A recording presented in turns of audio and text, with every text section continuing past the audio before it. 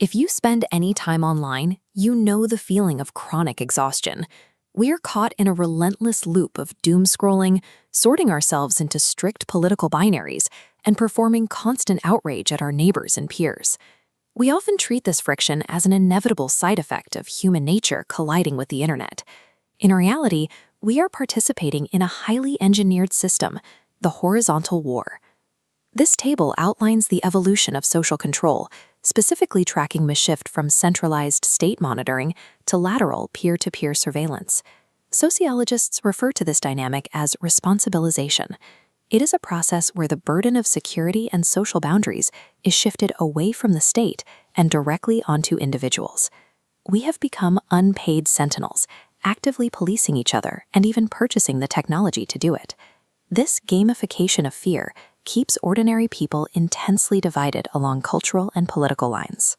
We spend our limited energy monitoring our neighbors and arguing over rigid aesthetic rules. The culture war serves as a highly effective misdirection. As long as we are entirely consumed by fighting each other horizontally, we never gather the bandwidth to look up and see who is actually profiting from the conflict. Rotating your perspective 90 degrees reveals the structural axis of modern society, a vertical war. This conflict pits the productive class of builders, the gears, against an extractive elite known as the rust. The rust comprises megacorporations that, like the historical East India Company shown on this 1808 coin, siphon value without producing reciprocal utility. The elite class lacks the sheer demographic numbers to rule through physical force alone.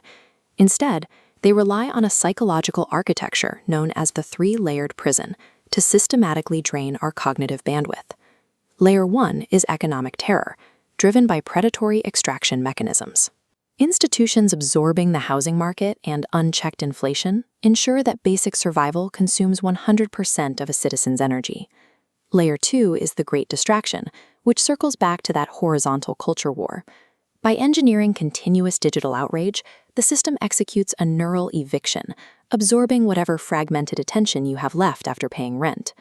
The system functions by maintaining a baseline of exhaustion, ensuring that systemic extraction remains unchallenged and appears as an inevitable law of nature. This brings us to the third layer, learned helplessness.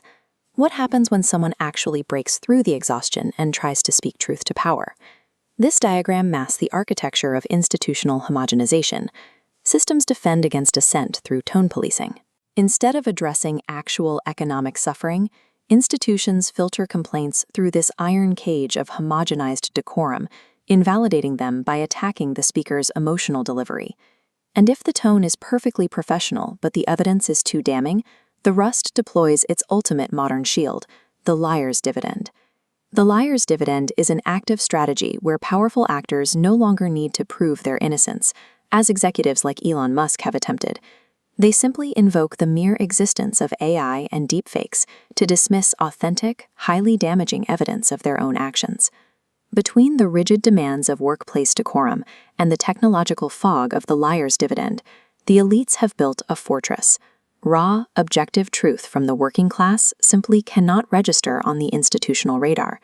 You cannot dismantle an extractive system by playing by its polite, bureaucratic rules, and you cannot beat it by engaging in predictable, horizontal outrage. The solution is asymmetric choke point targeting. You attack a system's fragile operational mechanics rather than its heavily armored front lines.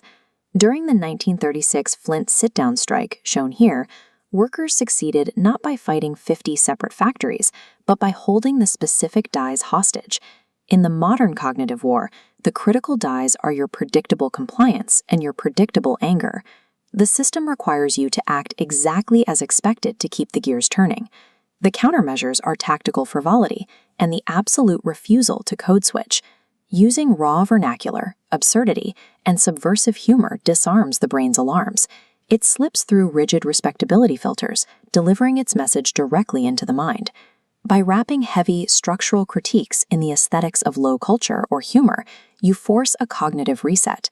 You create systemic friction that causes a schema collapse in the oppressor rather than the oppressed. The strategy is simple. Refuse the horizontal culture war. Stop fighting your peers. Reclaim cognitive bandwidth and look up. The real fight is vertical.